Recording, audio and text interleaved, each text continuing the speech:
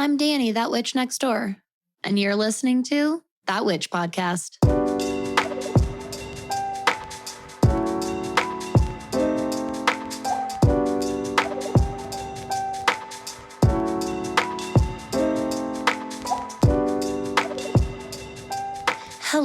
Hello, everybody. Welcome back to another episode here at That Witch Podcast. I'm Danny. I'm that witch next door. I'm going to be your host, your guide, your mentor, and instructor in all things magic, witchcraft, astrology, and witchy business. And today we are continuing on. It's Friday the 13th, actually. One of my favorite days.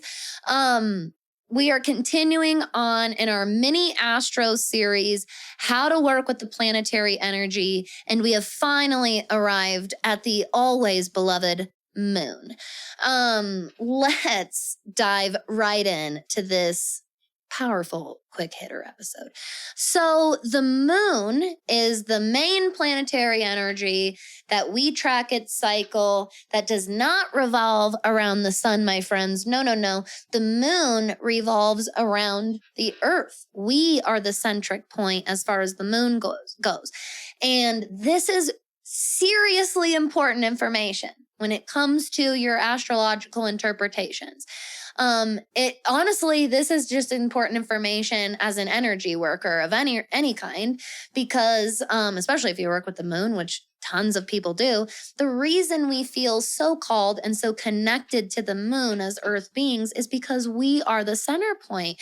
I love that. It really gives this loving, caring, nurturing vibe from the moon. It revolves around us, right? We are its center of its world. Oh, God, isn't that sweet? So let's talk a little bit about logistics here. Before we get into moon energy, characteristics, all that. So the moon revolves around the earth. It makes one full revolution. So one full lunar cycle is about 29 days. It's almost exactly a calendar month. And this is really, really handy when you're tracking and following the moon cycle, because most of us already resonate and work with calendar months. And we just resonate with and understand that chunk of time. You know what I mean? We just understand that concept and that amount and quantity of time. And so it really, really helps. So the moon is almost a calendar month.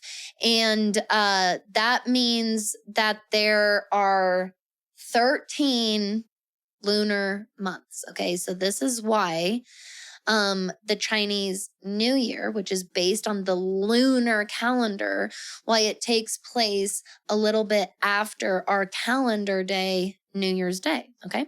Approximately a month later. So so one full revolution around the earth is about 29 days. That means that the moon spends about 2.5 days approximately in each zodiac sign.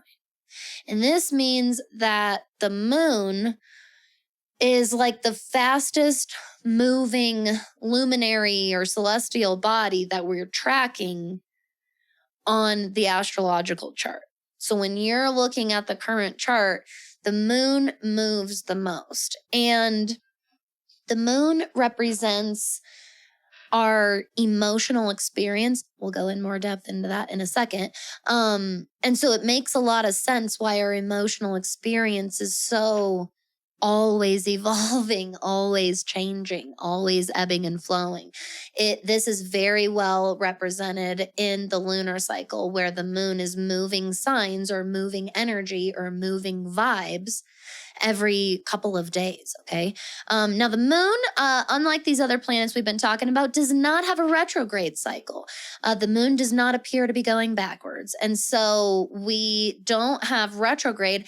However, what we do have is void of course. And I find that void of course is an area of astrology that's really beginner and yet insanely glossed over. Guilty as charged, by the way. I haven't explained it to you guys. at all, if not very well. I have no idea. I don't remember talking about it, so I apologize for that. I don't know what it is. It's probably because of the nature of what a void of course is. Maybe that's why we accidentally forget to really teach about it. So void of course, let's see here. I'm going to read you a definition here. Void of course begins when the moon in transit makes the last major aspect it will make before it changes from one sign of the zodiac to the next. So sometimes the moon is void of course for like 20 minutes. Sometimes the moon is void of course for like 24 hours. This is why I love that personal almanac from Honeycomb Collective. It shows the lunar transits and the lunar aspects, and it also shows the void of course. And so, for example, next Tuesday, the 24th, I'm just randomly looking, the moon is void of course for 6 minutes. Okay. But then later that week on Sunday, the 29th, the moon is void of course for 3 hours and 12 minutes. Oh, this week is a better example. Yeah. So let's see. Earlier this week, the moon was void of course for 8 hours. On Sunday this weekend, the moon is going to be void of course for 8.5 hours. And again, I've seen upwards of 24 hours. Here's how we interpret that energy. So again, let's revisit that definition. It begins when the moon in transit makes its last major aspect before it changes from one sign to the next. Essentially, right after it makes that last major aspect and before it changes to the next zodiac sign, that little gap of time in between, well, what does the word void make you think of? What kind of energy does the word void have for you? Absent, non-existent, right? Apathetic, not there, numb, neutral, all of these different things. That's really what void of course energy is like.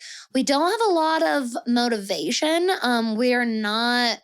We are not very activated in our emotional experience usually. And this depends on everybody, because just because the moon is void of course doesn't mean that there's not another planet making a different transit to your chart and maybe even your natal moon. So keep that in mind. But overall, as far as collective interpretation and readings go, when I see a void of course, especially for like 24 hours, I really try to give myself the space to lean into that apathy and lean into that nothingness. We're supposed to. It's kind of a break from our emotional experience. And I think that we really struggle with void of course moons when we try and like be super productive and be super present and be super on our game during void of course moon.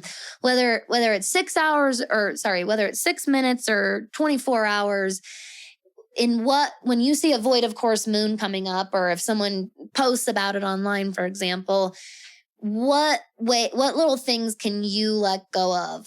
What can you do during that time that's the bare minimum and get by? It's kind of one of those times represented by the universe where it's like, it's okay to do the bare minimum. It's okay to not be operating at 100% right now. That's kind of what void of course vibe is sort of like. So no retrograde, but we do have a void of course cycle that happens pretty frequently. And again, I would just you could just Google moon void of course, download a moon app on your phone. You can get the Honeycomb Almanac. There's lots of different ways. My Time Passages tells me when the moon is void of course. So there's lots of places where it'll tell you if you're interested in knowing that information coming up. Now, let's get a little bit into the vibes of the moon. Who is the moon? What kind of correspondences do we have? How can we work with the moon in our day-to-day practice and in our magic and ritual practice as well?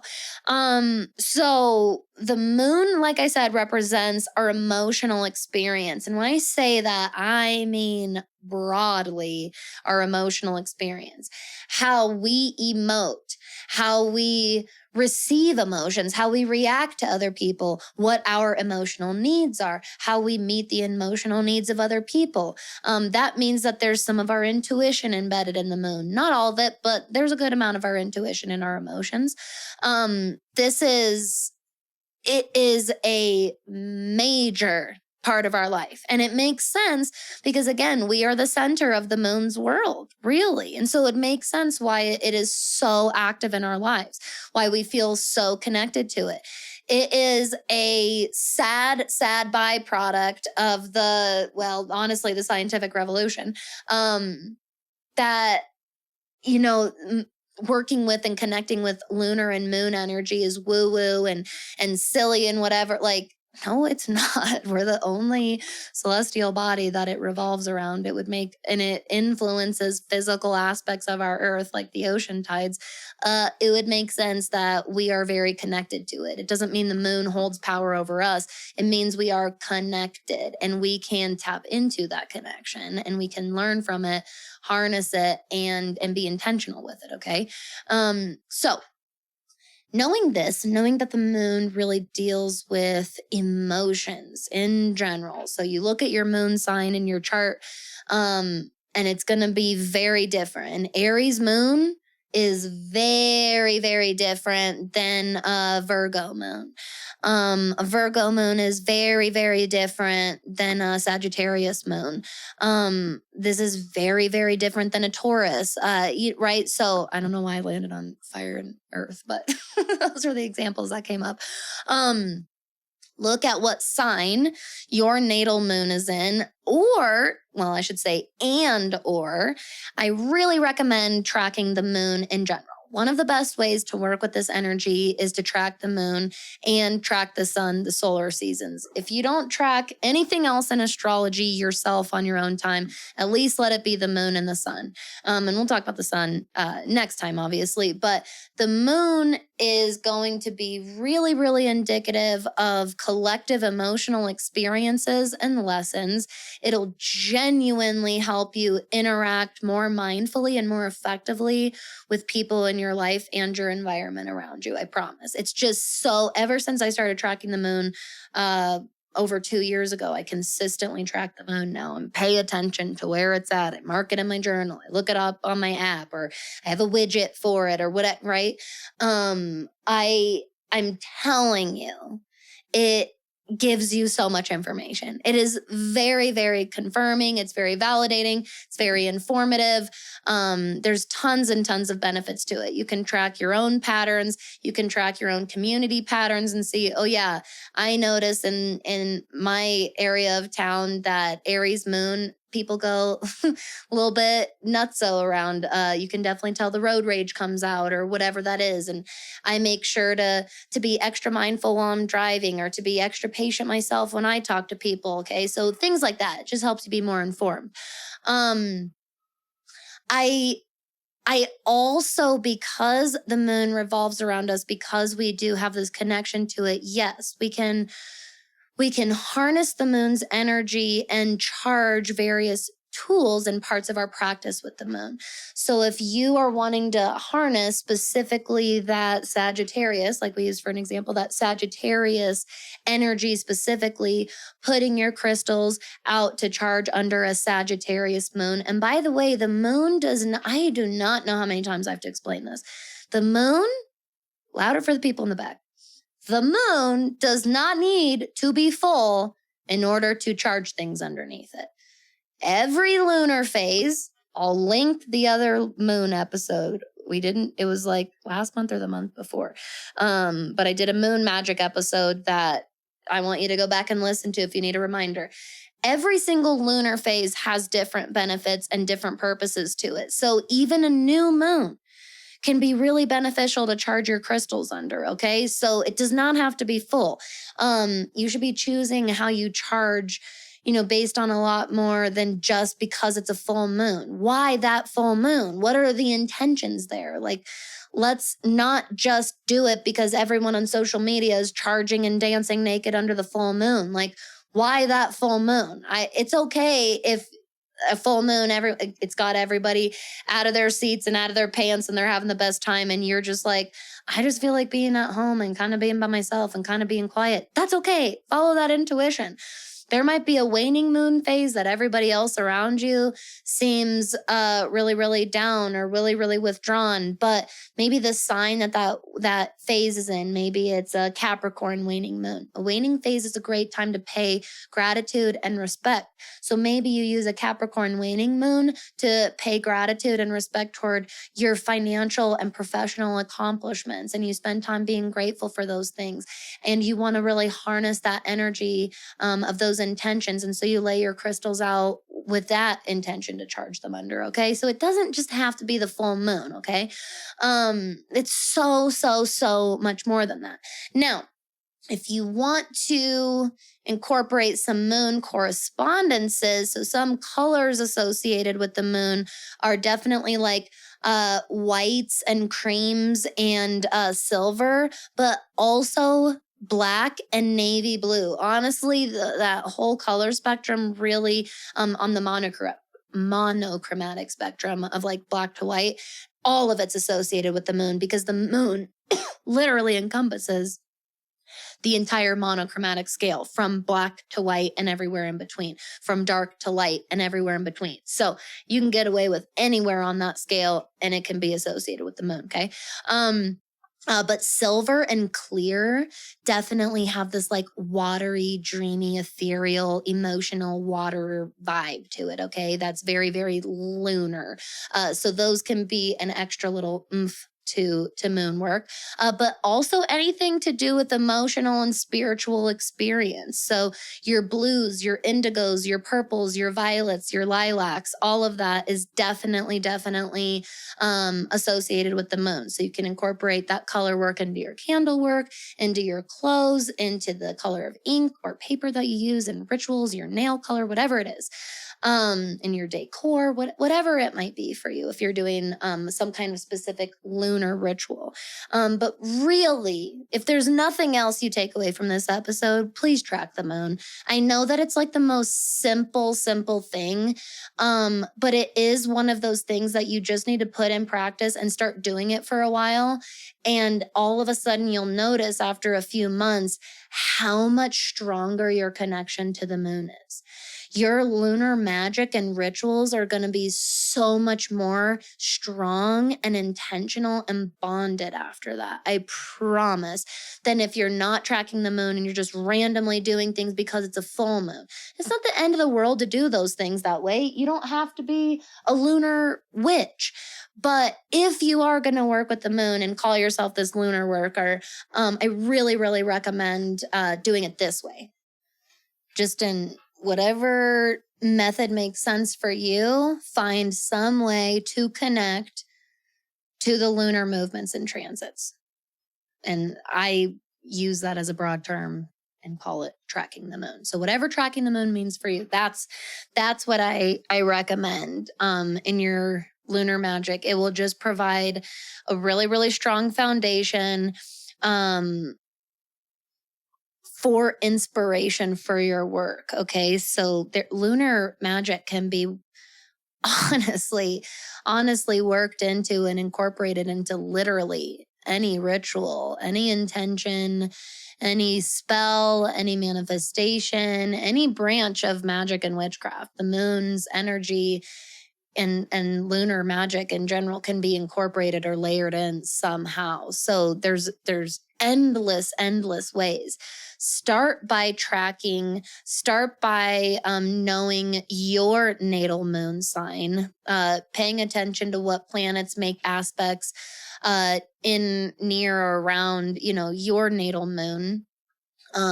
These are really, really great places to start. And if you are in that witch school, your exclusive journal guide for learning more and connecting more with your natal moon and your birth chart is up and available on thatwitchnextdoor.com right now. And if you have any questions about any of this, I would love to hear them and answer them for you. If you're interested in joining us in that witch school and learning more in depth about these different planetary energies after the show, after the episodes. You can find all the information in the show notes, how to join us there. And I would absolutely love to have you. I also, I am really happy to announce that I have an exclusive BIPOC discount in my school now. So you can go on to thatwitchnextdoor.com/enroll. And if you identify as BIPOC, you will find a special discount just for you in your subscription enrollment package. Okay. So let me know. Feel free to reach out as always with any questions. I'm here. I'm open. And thank you so much for your time today. Thank you so much for your energy here with me today. I love and appreciate every single one of you neighbors so incredibly much. I hope that today inspired and informed you. I can't wait to hear all about your new chapter in lunar magic. Stay safe, have a fun weekend, and stay magical out there. Hey, magical human. Thank you so much for listening to this episode of That Witch Podcast. If you want to support the show, the best way to do that is to share with a friend or give a shout out on your social media. You can also leave a 5-star rating and review on both Apple and Spotify. And if you can't get enough of all of our witchy magical content here in the neighborhood, you definitely want to make sure you're subscribed to my email newsletter, That Witch Gazette. It's a really fun, really convenient one-stop shop to stay up to date on all of the news and happenings here in our neighborhood. If you have any questions, suggestions, ideas for the show, or if you'd like to sponsor an episode, you can send me a message at thatwitchnextdoor.com/conjurethatwitch. Thank you so much. I'll see y'all next time.